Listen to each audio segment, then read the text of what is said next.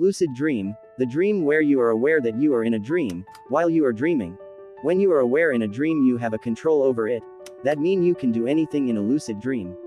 The best part is anyone can have lucid dream. An average person dreams 4 to 6 times per night. If you say that you don't dream at night even if you have a proper sleep schedule, that means you just forget your dream. To remember your dream, you need to have a dream journal. Just write down your dream immediately after you wake up.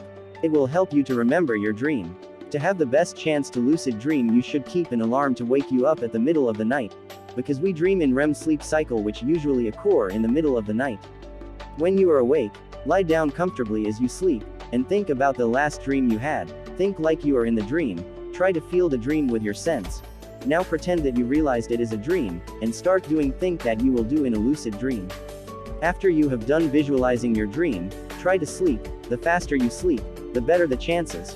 To increase the chance even more, repeat a simple phrase like, I will lucid dream, or it's a dream, and try to fall asleep without moving.